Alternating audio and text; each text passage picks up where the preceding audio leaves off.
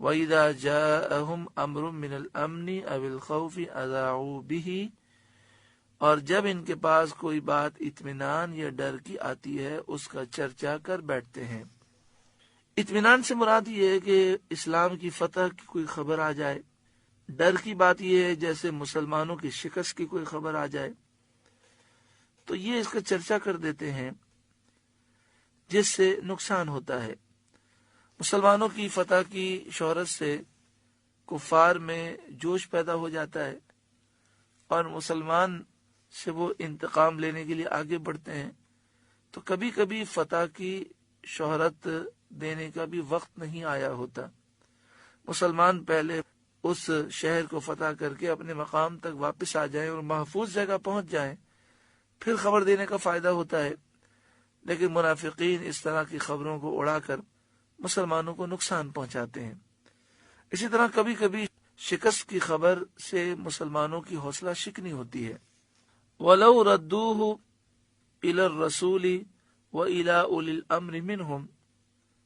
اور اگر اس میں رسول اور اپنے ذی اختیار لوگوں کی طرف رجوع لاتے، لَعَلِمَهُ الَّذِينَ يَسْتَنبِطُونَهُ مِنْهُمْ، تو ضرور ان سے اس کی حقیقت جان لیتے یہ جو بات میں کاوش کرتے ہیں۔ یہ مراد یہ ہے کہ اگر اکابر صحابہ جو صاحب رائے ہیں، صاحب بصیرت ہیں، ان کی بارگاہ میں اور رسول اللہ کی بارگاہ میں یہ خبر لے جاتے اور خود اس کی شہرت نہ کرتے بلکہ ان کے پاس یہ خبر رکھتے تو وہ مناسب سمجھتے تو اس کی شہرت کر دیتے، اور مناسب نہ سمجھتے تو منع کر دیتے کہ اس خبر کی شہرت نہ کی جائے۔ یہاں پہ فرمایا گیا کہ جو لوگ استنباط کرنا جانتے ہیں، جو استدلال کرنا جانتے ہیں، وہ ضرور اس خبر کی حقیقت جان لیتے کہ اس خبر کو پھیلانے سے کیا فائدہ ہوگا یا کیا نقصان ہوگا۔ مفسرین نے فرمایا کہ اس آیت میں دلیل ہے قیاس کے جواز پر، اور یہ بھی معلوم ہوتا ہے کہ ایک علم تو وہ ہے جو قرآن مجید فرقان حمید کی آیات سے اور اس کے ظاہر سے حاصل ہوتا ہے،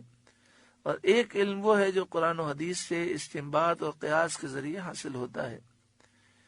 یہ بھی معلوم ہوا کہ امور دینیہ میں ہر شخص کو دخل دینا جائز نہیں، جو اہل ہوں اس کو تفویض کرنا چاہیے، معاملہ اس کے سپرد کرنا چاہیے۔ آج ہمارے معاشرے میں جو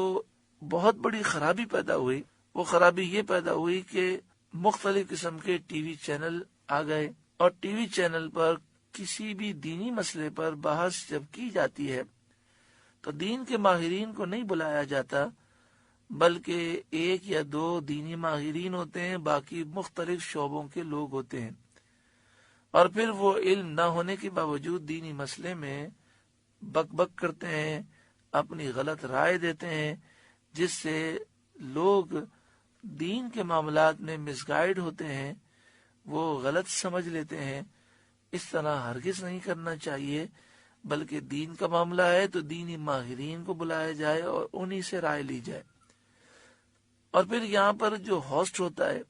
یا اینکر پرسن جو ہوتا ہے، وہ بات بات میں بیچ میں اپنی بات وہ ڈالتا رہتا ہے، علماء گفتگو کر رہے ہوتے ہیں اور وہ اپنی رائے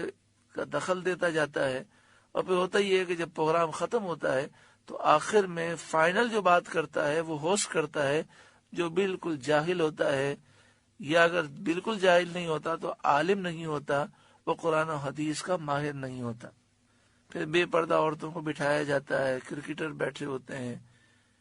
عام کاروباری آدمی ہوتے ہیں، ڈاکٹر، انجینئر، جس کا دل چاہتا ہے بیٹھ کر قرآن و حدیث پر تبصرے شروع کر دیتا ہے۔ لیکن یہ صرف ظلم قرآن و حدیث کے معاملات میں کیا جاتا ہے۔ اگر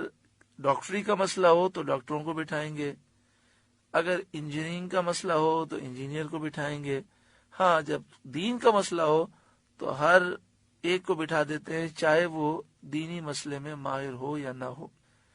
تو یہاں پر مفسر فرماتے ہیں کہ امور دینیہ میں ہر شخص کو دخل دینا جائز نہیں ہے، جو اہل ہو معاملہ اس کے سپرد کرنا چاہیے۔ وَلَوْلَا فَضْلُ اللَّهِ عَلَيْكُمْ وَرَحْمَتُهُ،